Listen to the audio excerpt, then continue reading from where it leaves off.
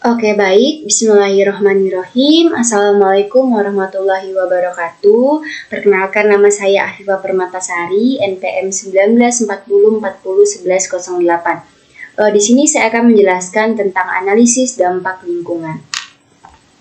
Perlu kita ketahui, analisis dampak lingkungan itu ialah kajian mengenai dampak besar dan penting suatu usaha atau kegiatan yang direncanakan pada lingkungan hidup yang diperlukan bagi proses pengambilan keputusan tentang penyelenggaraan usaha atau kegiatan di Indonesia. Selanjutnya itu ialah dasar hukum dari analisis dampak lingkungan itu ialah Peraturan Pemerintah Nomor 27 Tahun 1999 terkait analisis dampak lingkungan merupakan kajian dampak utama dari rencana kegiatan atau usaha terhadap lingkungan hidup. Kajian ini dibutuhkan dalam proses pengambilan keputusan dari penyelenggara kegiatan atau usaha. Selanjutnya itu ada fungsi AMDAL, di mana fungsi AMDAL ini terbagi menjadi 3. Yang pertama itu ada bagi masyarakat, ialah masyarakat mengetahui sejak dari awal dampak dari suatu kegiatan, melaksanakan dan menjalankan kontrol, terlibat pada proses pengambilan keputusan. Selanjutnya itu yang kedua ada bagi pemilik proyek, itu ialah pemilik proyek dapat memberikan kepercayaan kepada pemerintah, pemilik modal, dan masyarakat bahwa proyek pembangunan yang dilaksanakan tidak akan mencemari lingkungan hidup dan merusak lingkungan hidup. Selanjutnya yang terakhir itu ialah bagi pemerintah, di mana untuk mencegah dari pencemaran dan kerusakan lingkungan, hindari konflik dengan masyarakat, menjaga agar pembangunan sesuai terhadap prinsip pembangunan berkelanjutan, perwujudan tanggung jawab pemerintah dalam pengelolaan lingkungan hidup. Selanjutnya itu ialah contoh kasus. Di sini saya mengambil contoh kasus dari hearing DPRD Tarakan soal limbah CVMNA direkomendasikan berhenti beroperasi sementara. Mungkin untuk penjelasan contoh kasusnya di next video.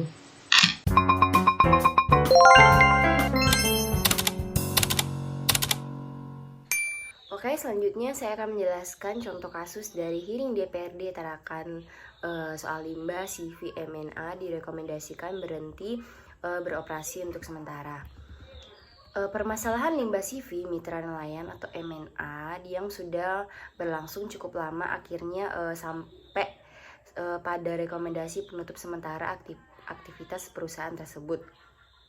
Hearing DPRD Tarakan bersama DPRD Kaltara, dinas terkait, pihak perusahaan dan perwakilan masyarakat mencapai kesepakatan untuk menghentikan sementara operasi CV Mitra Nelayan itu karena persoalan ini berawal dari keluhan warga di sekitar lokasi perusahaan beroperasi di daerah Tanjung Pasir, Kelurahan Mamburungan, Kecamatan Tarakan Timur yang menduga pihak perusahaan melakukan pencemaran laut berupa limbah ubur-ubur yang diproduksinya. Diketahui bahwa awalnya CVMNA ini tidak memiliki instalasi pengelolaan air limbah atau IPAL sendiri, melainkan menggabungkan pengolahan limbahnya dengan IPAL PT SKA. Cara ini dinilai tidak efektif. Pihak perusahaan sebenarnya sudah diberikan waktu membangun IPAL sendiri, itu berdasarkan hasil hearing beberapa waktu lalu.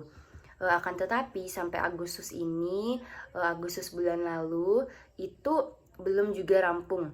Selanjutnya itu berita acara sebelumnya tidak bisa diselesaikan secara tuntas oleh perusahaan, termasuk diberi waktu sampai pada bulan Juli untuk menyelesaikannya. Ternyata belum selesai. Selain itu, dia menilai banyaknya kegiatan perusahaan yang sifatnya sangat merugikan masyarakat, khususnya di RT 20, 21, dan 22 di daerah itu. Setelah mendengar pendapat berbagai pihak dalam hearing yang berlangsung di gedung DPRD Kota Tarakan, Wakil Rakyat di Bumi Paguntaka itu akhirnya merekomendasikan kepada dinas terkait untuk menutup sementara operasional perusahaan tersebut. DPRD Kota Tarakan merekomendasikan perusahaan untuk sementara ditutup dengan menunggu proses lebih lanjut kepada pemerintah untuk menyelesaikan secara tuntas.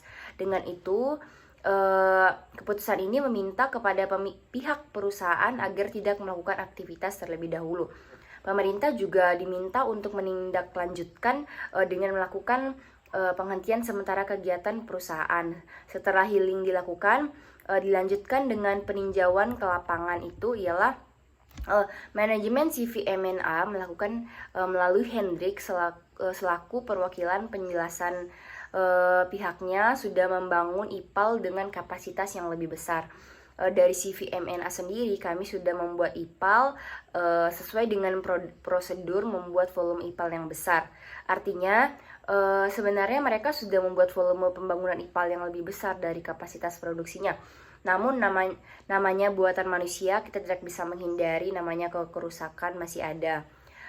Lalu ia menegaskan bahwa pihaknya berkomitmen melindungi lingkungan sekitar, juga pihaknya juga sebisa mungkin melaksanakan rekomendasi yang diberikan oleh pihak DPRD tersebut dan keluhan-keluhan masyarakatnya tersebut.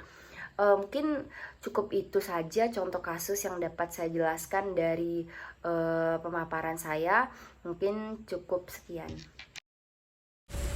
Oke, baik. Kesimpulan yang dapat saya ambil dari contoh kasus tersebut ialah warga di sekitar lokasi perusahaan beroperasi di daerah Tanjung Pasir, Kelurahan Mamburungan, Kecamatan Tarakan Timur, menilai banyak kegiatan perusahaan yang sifatnya sangat merugikan masyarakat, khususnya di RT 20, 21, dan RT 22 di daerah tersebut, yang menduga pihak perusahaan melakukan pencemaran laut berupa limbah ubur-ubur yang diproduksinya. Oleh sebab itu, pemerintah diminta untuk menindaklanjuti dengan melakukan penghentian sementara kegiatan perusahaan tersebut. Mungkin cukup sekian pemaparan kesimpulan dari saya, kurang dan lebihnya mohon dimaafkan.